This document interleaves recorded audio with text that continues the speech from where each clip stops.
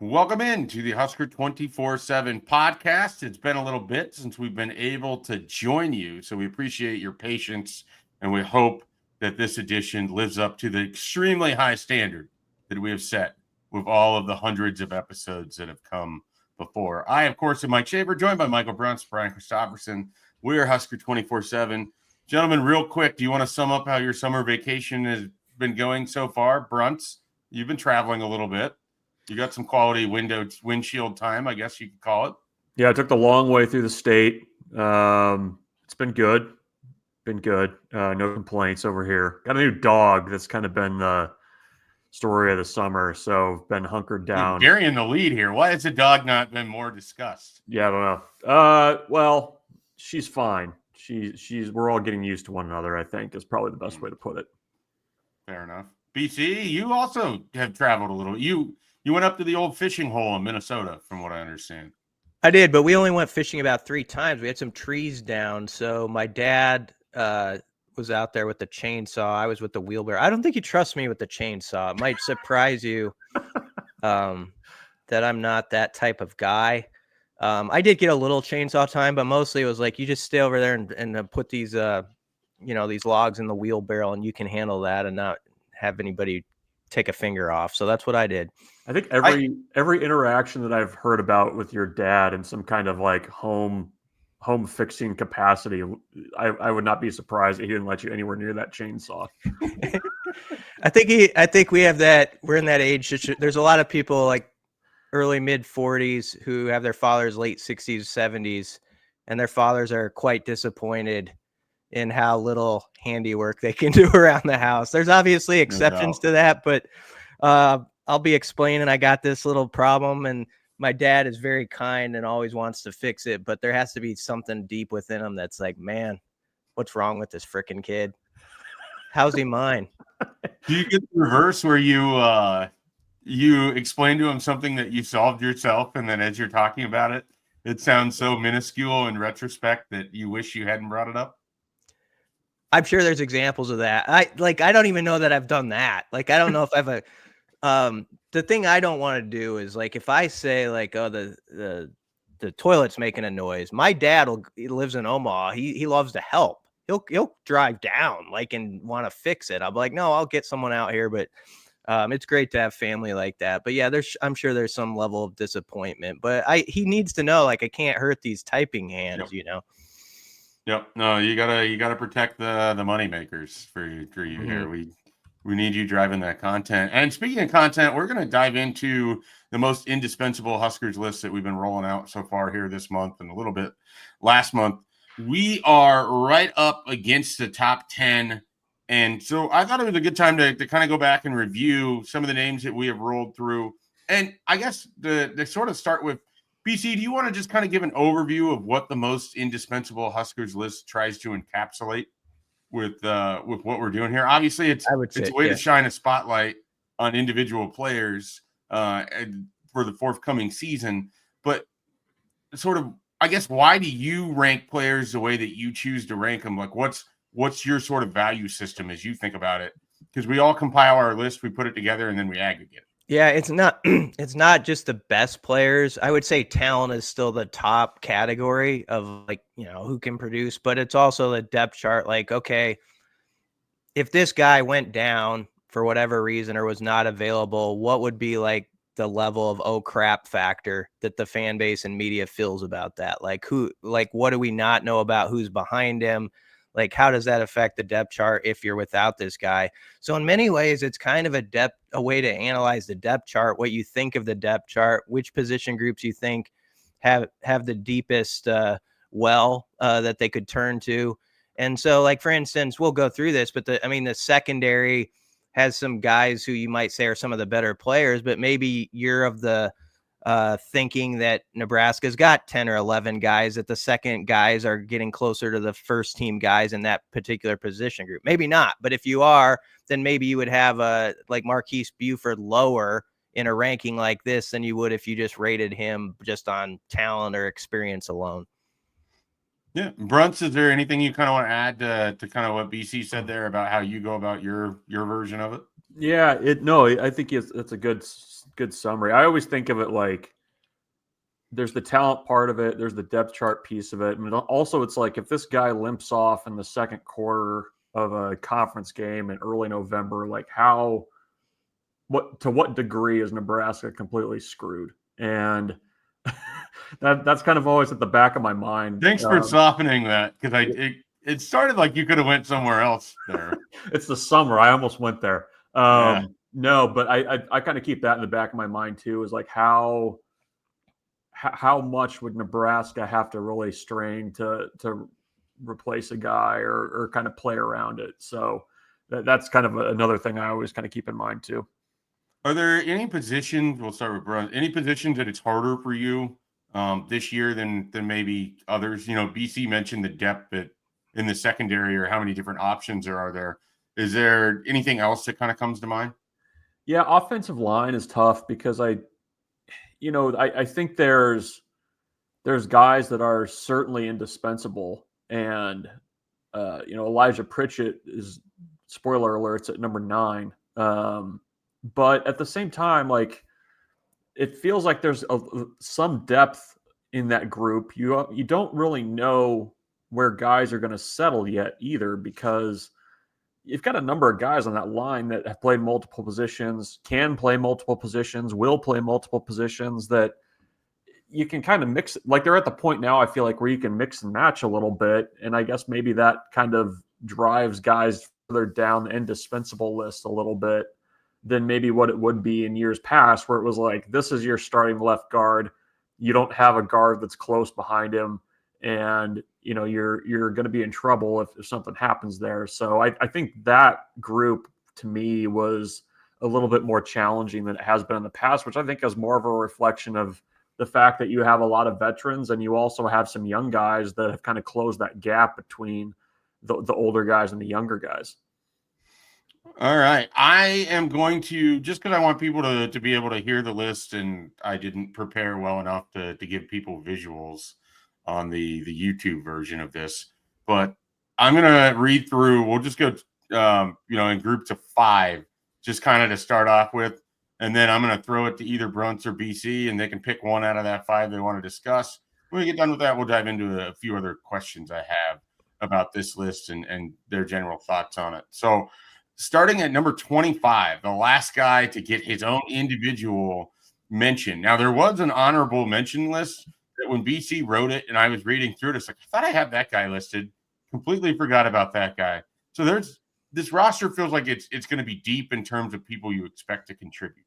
But at number 25, Andrew Marshall. At number 24, Marquise Buford. Number 23, Cam Lenhart. Number 22, Archie Wilson. If you're unfamiliar with that name, he's handling punting for Nebraska, and he just spoke on the Husker Sports Nightly show. And at number 21, Keona Davis. BC, out of that group, is there anyone that sort of jumps out to you that, you're surprised they either made the list because they're right at the tail end of it, or somebody that you thought you would have put higher than maybe where Bruntz and I did? I mean, Andrew Marshall making it sort of sight unseen, if you will. Like, we haven't seen him play in a Husker uniform. I have no problem with that because he was on my list, but sort of, I think he's on there in part because there's wondering if he can also help with the return game. So you kind of get more bang for your buck on that one. Cam Lenhart is one who I didn't think had the surge I expected last year as a sophomore, and that's why he's probably lower. But I think he has the opportunity, probably as much as anybody on this list, to prove that we messed up, that he's like more of like a top 12, top 15 guy at least, especially when you factor in sort of the unknowns of that defensive line. And now he's one of the leaders of that group. So I guess I'd say Lenhart at 23 feels fine based off of last year's production, but they need him to be better than 23, if that makes sense. No, it absolutely does. All right, the next set of 5, Henry Lutovsky, going to end up somewhere on Nebraska's offensive line. Not entirely sure where yet. Isaiah Hunter, the new transfer wide receiver from Cal. Kevin Gallick, and I think BC would have the history on this. This is the first time a long snapper has appeared in the most indispensable lists. Yeah, Is that's that true. right? That's true. Bruntz will talk about it, but Bruntz really drove up his ranking, which Yeah. I'm actually happy about because I think he's about right, honestly. But Bruntz can talk about it. Yes. I had him in my top 25, but I didn't have him as high as Michael Bruntz did. So we'll get to that in a second. Javen Wright at number 17, the seventh year defender. Is that right? That's correct. Mm-hmm. You got to be careful with those jokes about that Miami tight end, And then we have at number 16, speaking of tight ends, Heinrich Haarberg, quarterback making the transition to tight end in his final year here at Nebraska. So Bruntz, that's a fascinating group of players. You got an incoming transfer wide receiver who's got multiple years of eligibility, and I think people are really excited about, but forget about Isaiah Hunter when we talk about Nebraska's wide receivers a little bit. You got an offensive lineman in Henry Lutovsky who's been here forever. Javen Wright, who's been here literally forever. A new transfer long snapper, which has become a talking point at Nebraska, which you never want. And then a transitioning from quarterback to tight end, Taysom Hill type that made the list, even if he may not be Nebraska's top tight end in the position room. There's a lot in there. Where do you want to go with it? I had to answer for my list when I was on a radio program earlier this month because I had Gallic high. I forget where I had. I think I'm in top 7. He was 7 on my list. Yeah. I mean, I don't know how he can't be on that list given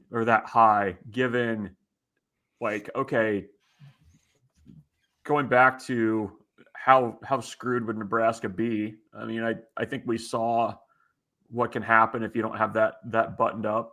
I think Nebraska lost a couple games last year because of special teams. And so for that reason, I think that portal ad needs to be a hit for Nebraska. And, there's not a lot of leeway there. I don't think that there's like an open competition there. I mean, it's his job.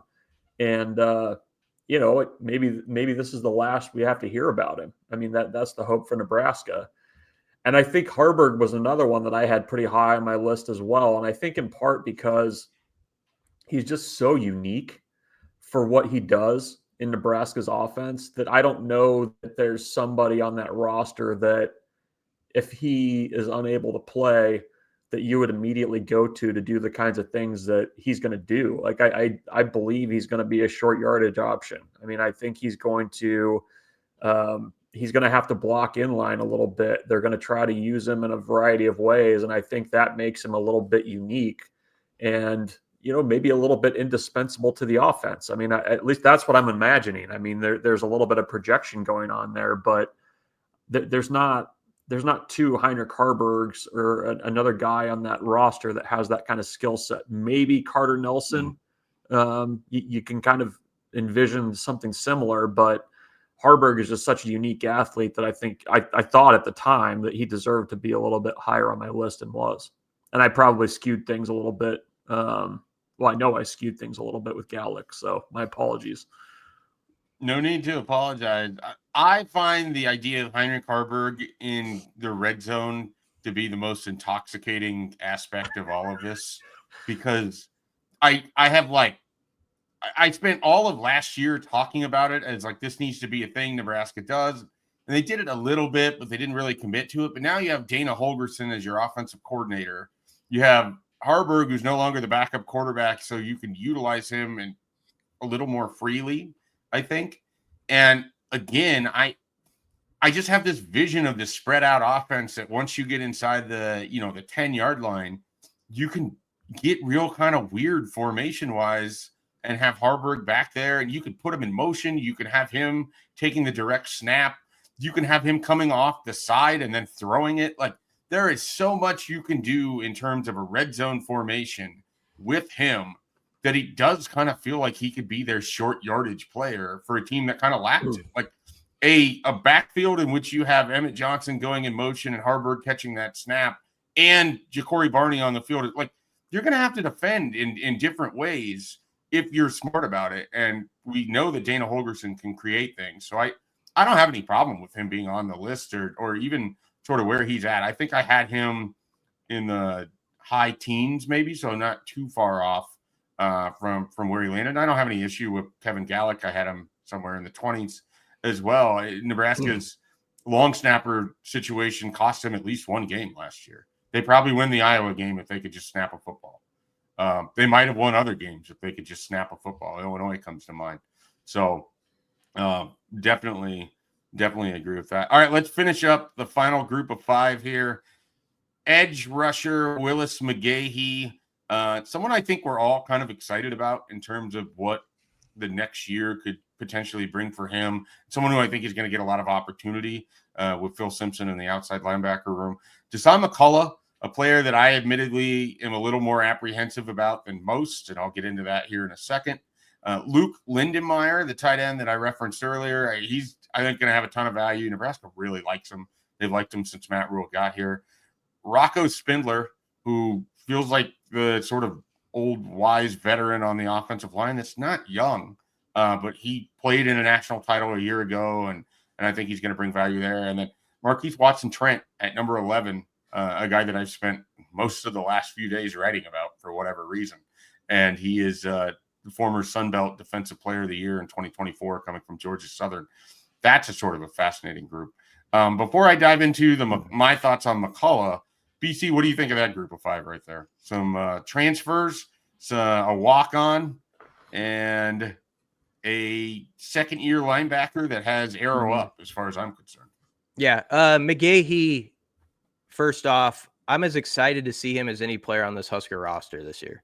I think that's where I'm at too, yeah. And I think him and McCullough probably actually – they didn't cancel each other out. They're obviously on the list, but maybe one's a little higher, if not for each other, right? I mean, because they both kind of give you some of that same from the same spot.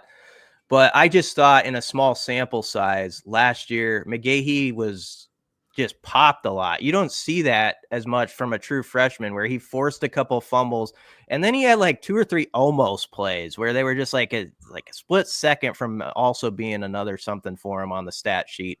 And so I think, I'd also say this, Prince Will, who left the program, ended up at Ole Miss. He's very high on all the transfer portal national lists. McGahee was even or ahead of him last year at Nebraska. I think he passed him on the depth chart. I really do. So it's one of those deals where I understand Prince Will can play at the next level, and this is not a knock on him. He has that potential, but so does Willis McGahee, and so I'm really excited about him. We're a big I'm a Lindenmeyer fan club guy. I think Holgerson loves him. I think it showed in the last 3 or 4 games of the year how much he sees that he matters. He's not like the most sexy pick, but he's just a guy like top 5, do your job type guys. He's going to do it. So that's why I think he's on there. And then Watson-Trent, who you've written a lot about lately, he has the potential to be the most impactful guy on this defense, I think, because he's got a nose for the football, and I also think he's going to help Nebraska pre-snap with how much he can distribute information before things even get going. I think what you said at the end there when talking about Watson-Trent is kind of key, because you go back and you read about how people were talking about him in the spring. And obviously spring conversation is cheap, right? Like you could say whatever you want, and there's not a lot that we could put eyes on to contradict anything that was being said. But you had, whether it was Vincent Shavers or some of those other guys on defense, I mean, they were talking about how Watson-Trent, a guy who arrived in January, was calling out the plays that Nebraska was about to run offensively before the ball was snapped. Like I think his processing, I think his instincts make up for what you see when you see a guy who's 5'11" and 225 pounds. Like he's not an NFL prototype middle linebacker. He's not a guy who's going to walk off the bus and, shock you. His athleticism probably isn't going to be top tier on Nebraska's defense. And yet, if you look at what he did at Georgia Southern, right guy, right spot so often there. And that could be a really nice thing for a Nebraska defense. It has, I think, a lot of sort of upside talent, but it's hard to imagine that's all going to be ready to go in the first night of the year when you go against Cincinnati.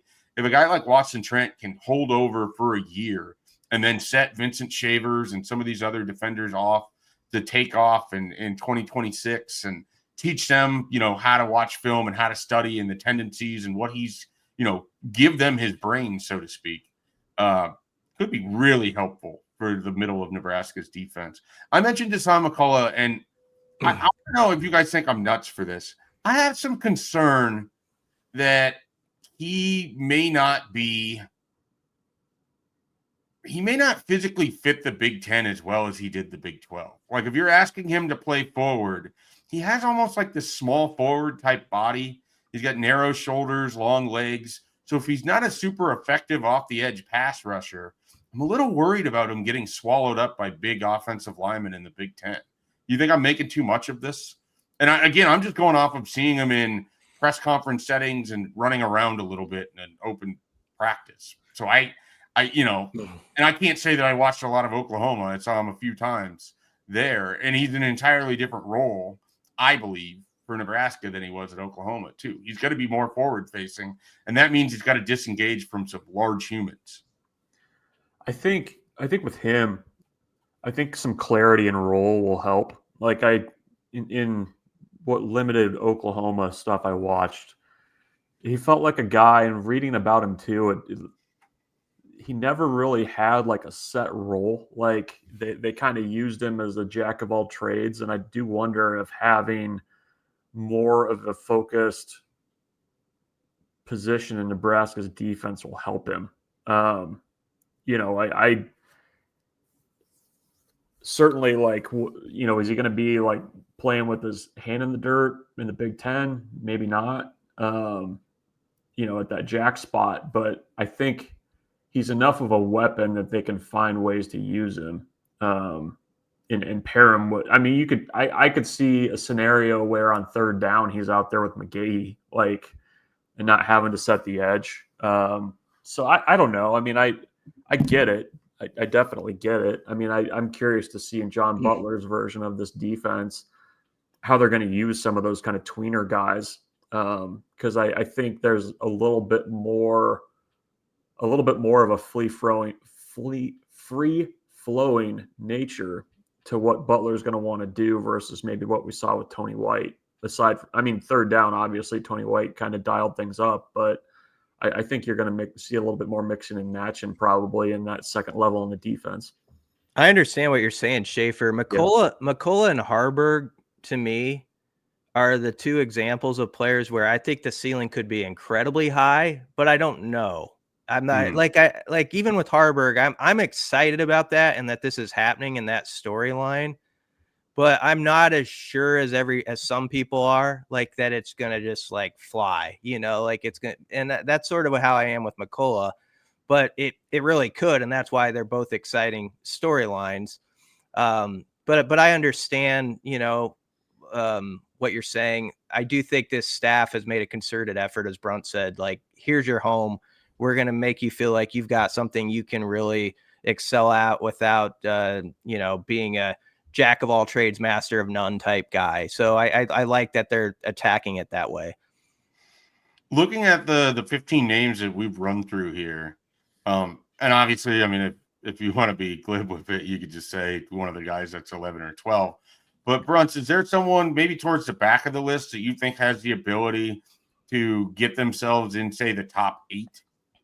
If we were to make this, and maybe we should plan on doing this, like the beginning of November, we just make a list of who's actually been the most indispensable for Nebraska based on results. Because we always do it in the preseason, and then, I don't even know if we ever really look back on it. So maybe we should file that away as something we could do, later in the year, and we have some data to go with it. But is there someone on the bottom half of the list that you think has the ability that when we're looking at this in November, they could be the number 8 or number 7 player on the team, in your opinion? Yeah, I mean, Isaiah Hunter is probably a bit low now that I look at it. I think Keona Davis was one that I struggled with what to do with. That'll be my answer. I mean, I think the defensive line, kind of back to your initial question about if there were position groups that are a little bit more challenging than what they've been in the past. I think the defensive line in some ways is that way because for the most part, it's going to be about the strength of the group rather than the individual.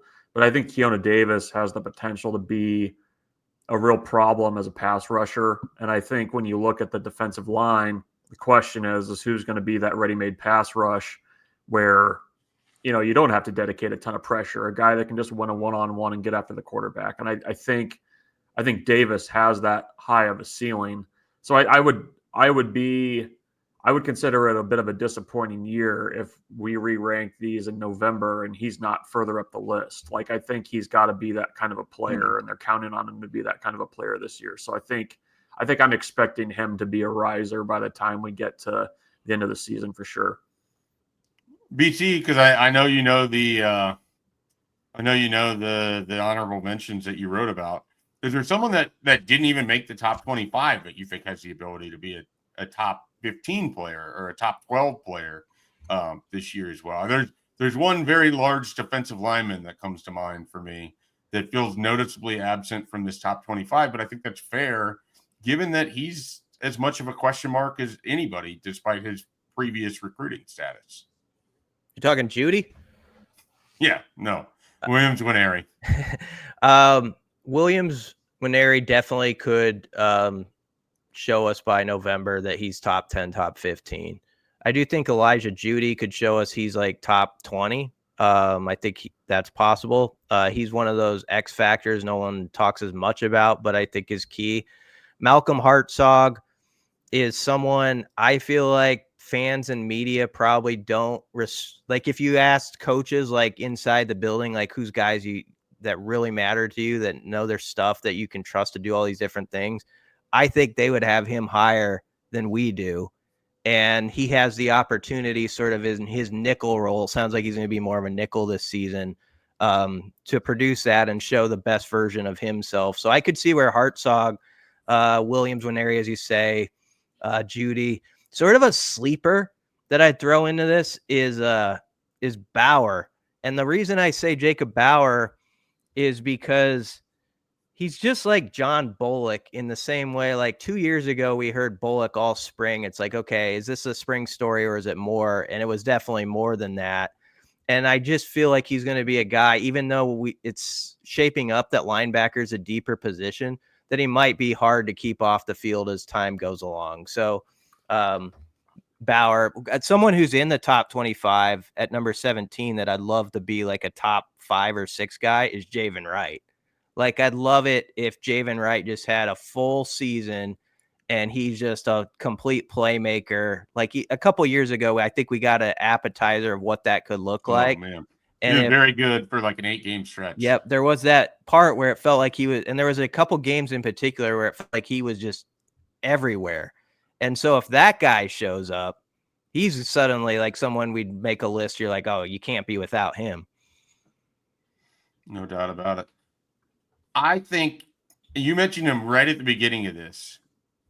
I think Marquise Buford has the ability to, he kind of just sort of makes plays on the football field. He can be around the ball. We've seen him do things in the past. I know the secondary is sort of deep. I do wonder what the long-term role is, but it also seems like he's a leader back there too. And sometimes it's hard to discount guys that just happen to make plays. And you'll get those years where I don't think anyone thought that Kyron Williams was Nebraska's best defensive back. And yet week in and week out, it was Kyron Williams who was in position to have the interception. Kyron Williams who blocked the punt. You know, I'm going way back. We're probably talking, 10 years ago at this point. But I think Marquise Buford can be sort of that productive eraser sometimes. And then there's other times where, I forget him when I'm talking about Nebraska's secondary and all the guys they have back there. So he's sort of someone that I have struggled with because I think there's a real upside potential. And yet I never, when I did the list, I don't think I ranked him particularly high. I think so he's someone that certainly comes to mind. I think him and Hartzog suffered. I think this happens sometimes with you're actually overly familiar with them. And so you can fatigue.